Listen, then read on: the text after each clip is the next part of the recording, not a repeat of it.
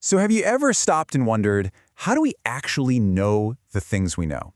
About everything from why water boils to how distant galaxies are formed. Well, it's not magic, that's for sure. It's a method. It's a really powerful way of thinking that helps us decode everything around us. And that's really the heart of working scientifically. The best part is it's something any of us can use. Let's kick things off with a super simple example. Right, so we're going to start not in some high-tech laboratory, but in a place we all know really, really well, the kitchen. I mean, we've all been here, right? You fill up the kettle, you flick the switch, and then you wait. And sometimes it feels like it boils almost instantly, and other times it feels like it's taking an eternity. And that little observation, that tiny moment of, that's weird, well, that's the first spark. That's the moment we stop just living in the world and start asking questions about it. And this question right here, this is a perfect scientific question. It's not like asking, what's the best kind of tea, because that's just, your opinion. This, however, is something we can actually investigate. We can go out and find an answer by collecting some real information. This is step one on a really cool journey. So, how do we take that simple question and turn it into a reliable, solid answer? Well, we follow a kind of recipe, a logical, step-by-step process that scientists all over the world use. Okay, so this is basically the whole playbook. We start with our question about the kettle, next we make a hypothesis, which is really just an educated guess. From there, we predict what we think is going to happen, and then comes the fun part, we collect data by actually timing the kettle. Once we have our numbers, we analyze them to draw a conclusion, and we can even do our own little peer review by, say, telling a friend about our experiment and seeing if they get the same results. See? It's this complete, self-correcting loop of curiosity and discovery. In this next step, the hypothesis, this is where things get really interesting, because this isn't just a wild guess. It's a very specific and, this is the key part, testable statement. For our kettle, a great hypothesis would be something like, the time it takes to boil depends on how much water is in it. It's simple, it makes sense, and we can actually design an experiment to see if we're right.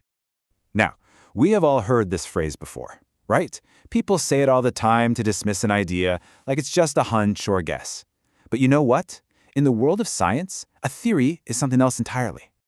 Yeah, see, a scientific theory is pretty much the opposite of just a guess.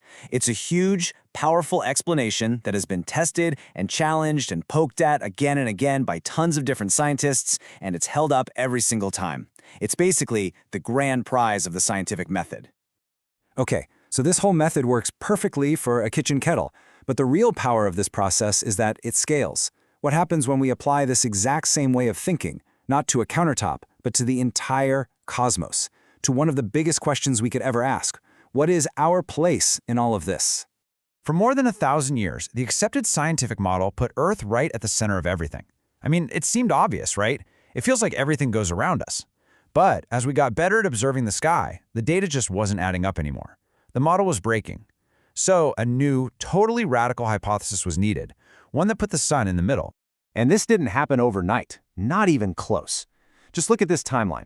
It was a revolution that unfolded over centuries, and every single step was driven by the scientific method. Ptolemy made a model based on what he could see. Then Copernicus proposed a new hypothesis. Galileo came along with a new invention, the telescope, and collected brand new data that supported it. Then Newton provided the theory of gravity to explain how it all worked. And then, much later, Hubble just blew the whole thing wide open, showing us a universe bigger than any of them could have ever dreamed of. So this process completely rewrote our understanding of the universe.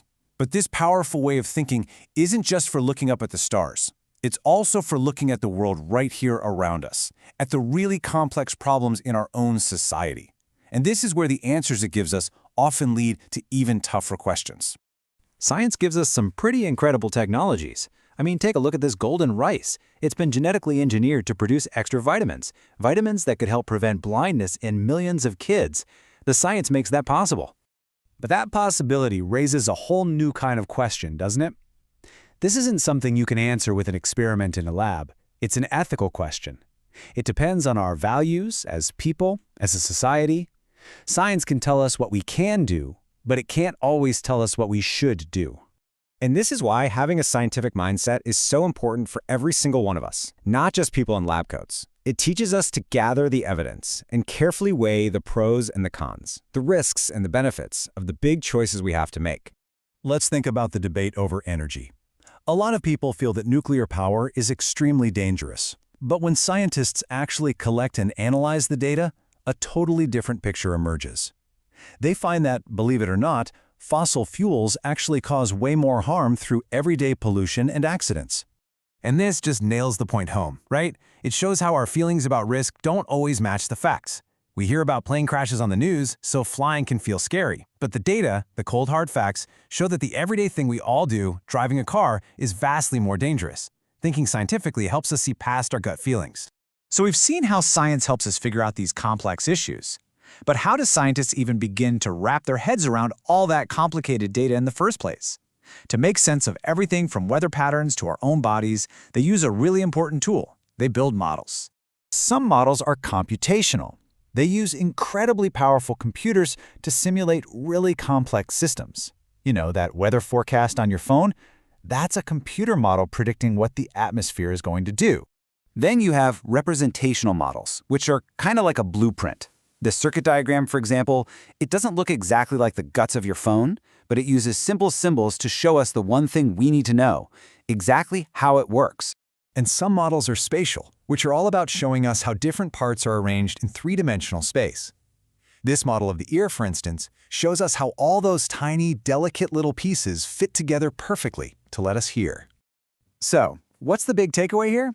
It's that the scientific method isn't some secret code that's only for geniuses and lab coats. It's a user's guide to reality. It's a structured way for us to be curious, to go from wondering about a kettle to actually understanding the cosmos.